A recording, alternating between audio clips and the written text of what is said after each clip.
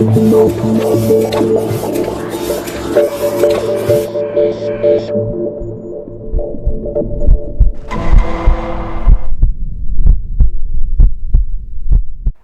everyone, it's Ruby G. Welcome to Truth and Neurons.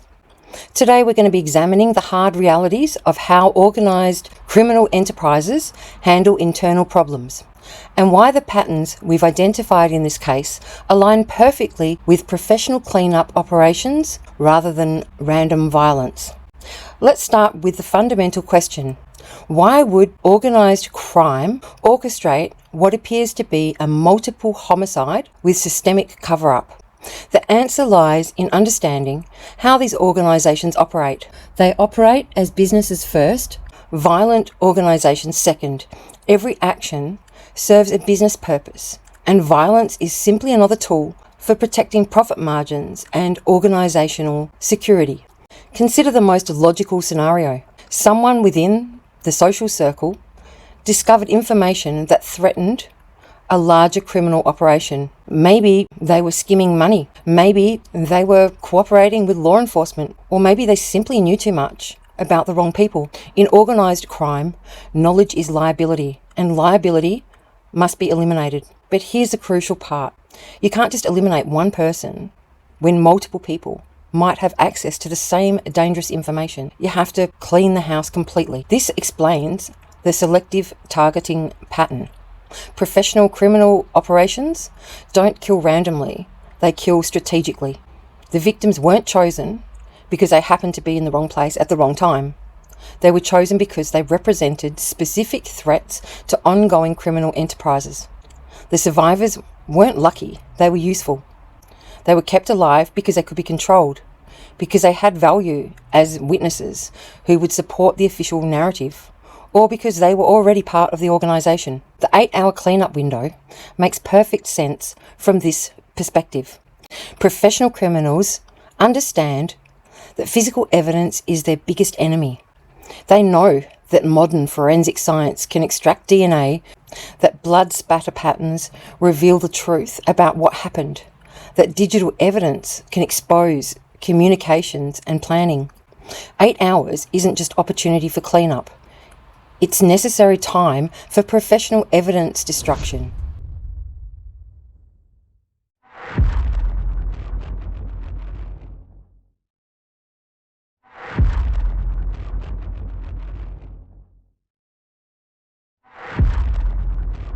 Think about the level of knowledge demonstrated by these witnesses.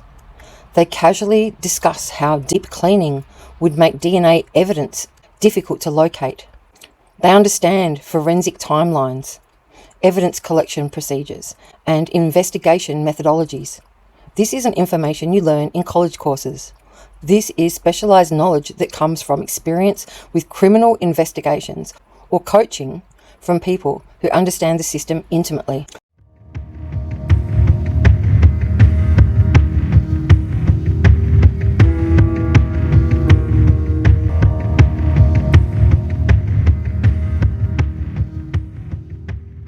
The pre-crime deep cleaning is particularly telling. This wasn't routine housekeeping. This was deliberate elimination of existing forensic evidence that might complicate the post-crime narrative. Professional criminals know that DNA or fingerprint evidence in the house before the murders could be used to establish prior connections between victims, perpetrators, and locations. By conducting thorough evidence destruction beforehand, they ensure that any forensic evidence found after the crime supports their chosen narrative rather than revealing inconvenient truths about ongoing relationships and activities. The protection theory that investigators explored, that the perpetrator knew her and wanted to protect her, is exactly how organised crime operates. They don't kill assets who can serve their purposes. The surviving witnesses weren't random victims who got lucky. They were controlled assets who played specific roles in the operation. Their job was to provide believable witness testimony that supported the single perpetrator theory while avoiding details that might expose the true scope of the criminal enterprise. Here's another hard reality. Organised crime has sophisticated understanding of how law enforcement investigations work. They know that once investigators focus on a single suspect theory, they become psychologically invested in proving that theory rather than exploring alternatives. They know that witness testimony, no matter how implausible, will be accepted if it supports the preferred narrative. They also know that physical evidence can be manipulated or destroyed if you have enough time and knowledge. Most importantly, they know that prosecutors prefer cases they can win over cases that reveal uncomfortable truths about systemic corruption. The plea deal arrangement fits perfectly with organised crime methodology. Trials are dangerous because they require presenting evidence, cross-examining witnesses, and exploring alternative theories. All of these activities risk exposing information that criminal organisations need to keep hidden. Plea bargains, however, end investigations immediately. They prevent discovery processes that might reveal the true scope of criminal activity. They protect ongoing operations by ensuring that only predetermined information becomes part of the official record. Consider the financial implications. If this was connected to drug distribution, money laundering, or other high-profit criminal activities, the potential losses from exposure could be enormous. Killing a few people to protect millions of dollars in ongoing revenue isn't just logical from a criminal perspective, it's essential business practice. The cost of professional cleanup, witness management, and legal manipulation is minimal compared to the cost of losing established criminal enterprises. The organised crime connection also explains why certain families might have influence over how the investigation was conducted. Criminal organisations don't just operate in isolation, they develop relationships with law enforcement, prosecutors, judges, and other system participants. These relationships aren't necessarily corrupted through bribery.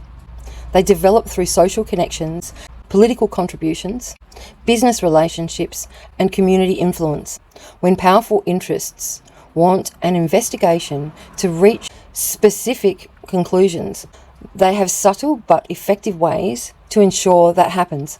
The defense team's trauma during court proceedings makes sense if they discovered evidence of systemic corruption extending beyond or separate to their client. Experienced criminal attorneys understand that sometimes they're not just fighting individual cases, they're up against entire systems designed to produce predetermined outcomes.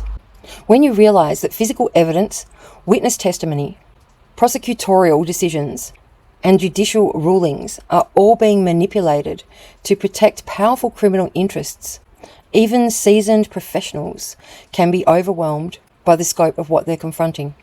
The multiple weapons and multiple perpetrators evidence that the defense expert identified creates a massive problem for any cover-up operation. Professional criminals understand that complex crimes require multiple participants, but legal systems prefer simple narratives with single perpetrators. The solution is to identify one person who can plausibly be blamed for the entire operation while the actual organisers and participants remain protected. This person becomes the scapegoat, someone with enough connection to the scene to make the charges believable, but not enough power or knowledge to expose the true scope of the criminal enterprise. Here's the most chilling possibility. The actual perpetrators are still operating. They're still running whatever criminal enterprises generated the need for this cleanup operation. They're still making money, still eliminating threats, still manipulating investigations when necessary. The murderers weren't the end of the criminal activity. They were just another day's work in protecting ongoing operations. The systemic acceptance of implausible witness accounts, the failure to investigate obvious evidence tampering, the quick focus on a single suspect, and the ultimate plea deal resolution all serve the same purposes, ending scrutiny that might expose the true scope of organised criminal activity. Every investigative shortcut, every accepted inconsistency, every avoided question protects not just the individual case resolution, but the ongoing operations that generated the need for the violence in the first place. This is how organised crime maintains power, not just through violence, but through systemic control of the systems that are supposed to investigate and prosecute criminal activity. When they can ensure that investigations reach predetermined conclusions, when they can guarantee that witnesses provide supportive testimony, when they can arrange plea deals that prevent trial scrutiny, they're not just covering up individual crimes, they're ensuring that their ongoing criminal enterprises remain protected and profitable. The 8-hour cleanup window wasn't just about cleaning blood evidence, it was about erasing any traces of the criminal activities that led to the need for violence in the first place. The coordinated witness testimony wasn't just about avoiding individual prosecution, it was about protecting the ongoing operations that all of these people depend on for their livelihood. The entire cover-up operation wasn't just about one night of violence, it was about ensuring that a profitable criminal enterprise could continue operating without interference from law enforcement or legal scrutiny. That's why organised crime might orchestrate something this elaborate. Because when your business generates millions of dollars and employs dozens of people, eliminating a few threats and manipulating one investigation is simply the cost of doing business. And when that business has enough power to influence investigations, prosecutions, and judicial outcomes, it's not really a criminal enterprise anymore. It's another form of institutional power that operates outside traditional legal constraints. The most disturbing reality is that this level of systemic manipulation suggests we're not dealing with isolated criminal activity, but with organised interests that have sufficient power and resources to control legal outcomes when necessary. When criminal organisations can orchestrate multiple homicides, manage crime scenes for 8 hours, coordinate witness testimony, influence investigations, and arrange plea deals that prevent trial scrutiny, they're not just committing crimes, they're operating parallel justice systems that serve their interests rather than public safety or legal accountability. That's all for today's episode of Truth and Neurons. If you found this analysis helpful, don't forget to like and subscribe. Leave a comment below with your thoughts on the ethics of media commentary in high-profile cases. Until next time, keep thinking critically and questioning everything. Cheers, bye!